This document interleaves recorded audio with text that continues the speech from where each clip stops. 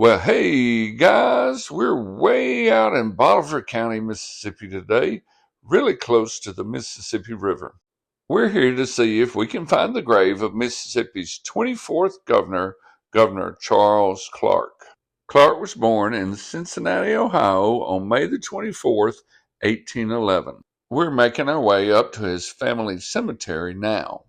He graduated from Augusta College in 1831, and then he moved to Mississippi, where he taught school and studied law.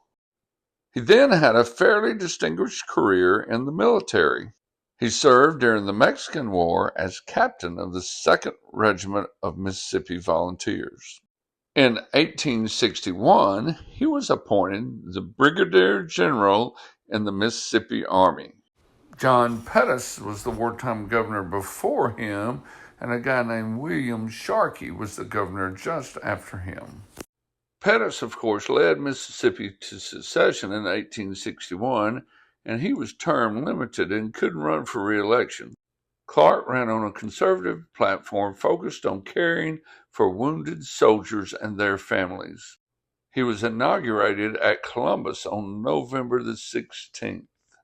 His administration focused on aiding the destitute population of the state of Mississippi and even officially sanctioned contraband trade with the United States forces in exchange for essential goods and medicine. He was forcibly removed from office by the United States Army on May the 22nd and briefly imprisoned at Fort Pulaski near Savannah, Georgia.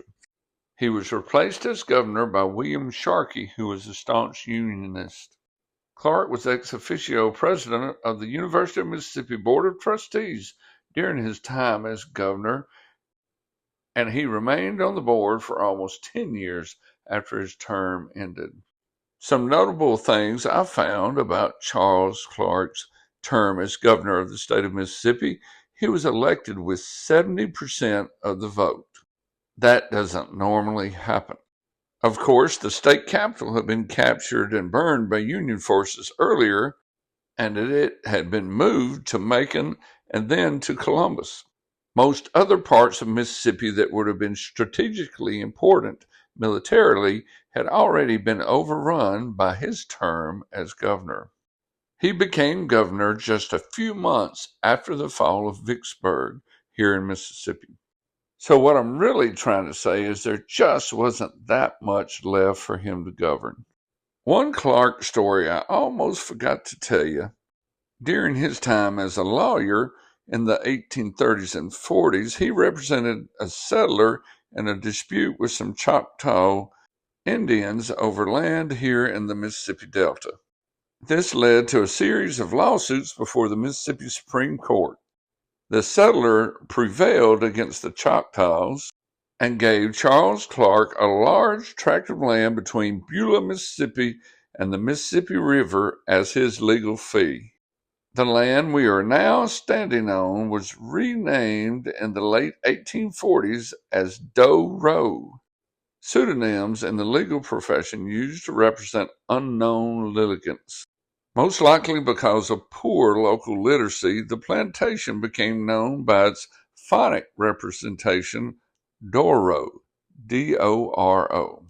The plantation grew to over 5,000 acres and became one of the most prosperous in the region. It operated until 1913. It, of course, propelled Governor Clark to the Mississippi House of Representatives in 1838 to 1844, and then again from 1856 to 1851, and yes, ultimately to the governor's office. Governor Charles Clark died right here at Bolivar County, Mississippi on December the 18th, 1877. Well, I hope you've enjoyed learning a little bit about Mississippi's 24th governor today, Charles Clark. Thank you.